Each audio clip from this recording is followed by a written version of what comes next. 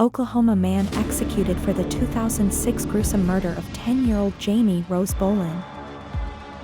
This report contains graphic and deeply disturbing details surrounding a heinous crime. Viewer discretion is strongly advised. This report delves into the brutal murder of 10-year-old Jamie Rose Bolin in Purcell, Oklahoma, by Kevin Ray Underwood, exploring themes of evil, mental illness, and the quest for justice as Underwood is ultimately executed for his heinous crime.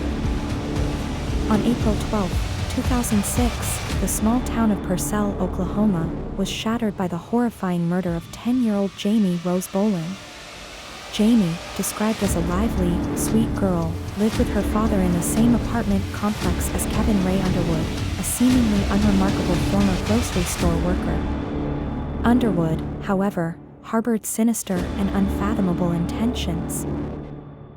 That fateful day, Underwood lured Jamie into his apartment under the pretense of a harmless conversation. Instead, he carried out a nightmarish plan fueled by a cannibalistic sexual fantasy.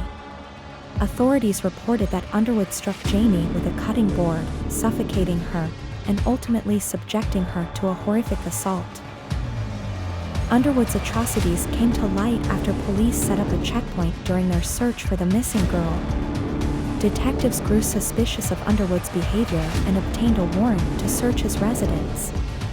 Inside his closet, investigators made a grim discovery: Jamie's lifeless body stuffed in a plastic bag. Interviews with Underwood revealed even darker revelations. He confessed to nearly beheading Jamie in a grim bid to fulfill his cannibalistic fantasy but abandoned the idea midway. These admissions painted a horrifying portrait of a disturbed man consumed by depraved urges. Kevin Ray Underwood's defense team attributed his actions to a lifetime of trauma and mental illness. Diagnoses of bipolar disorder and other psychological issues were cited in court to explain his criminal behavior. His attorneys argued that the abuse he suffered as a child left him mentally scarred, contributing to his dark fantasies and ultimate crimes.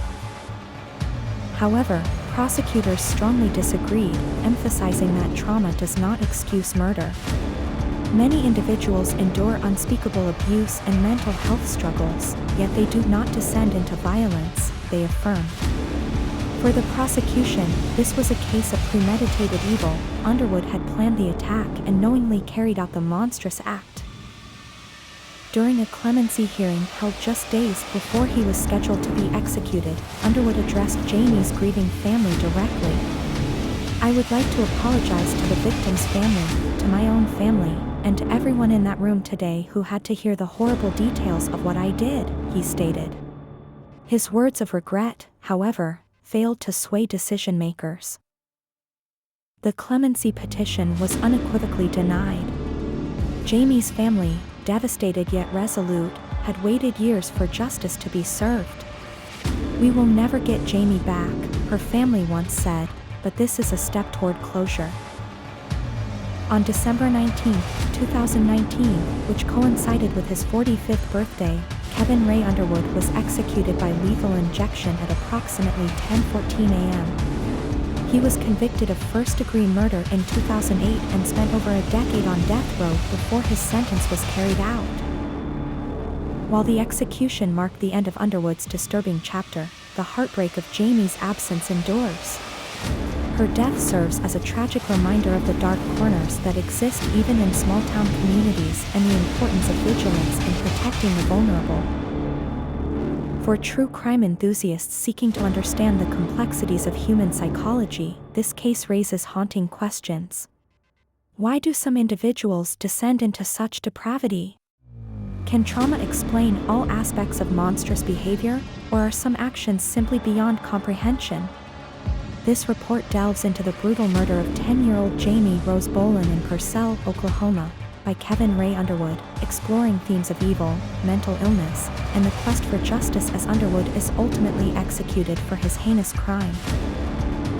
This case continues to captivate and horrify, a blend of chilling depravity and unthinkable violence punctuated by the enduring strength of a family seeking justice for a little girl taken too soon.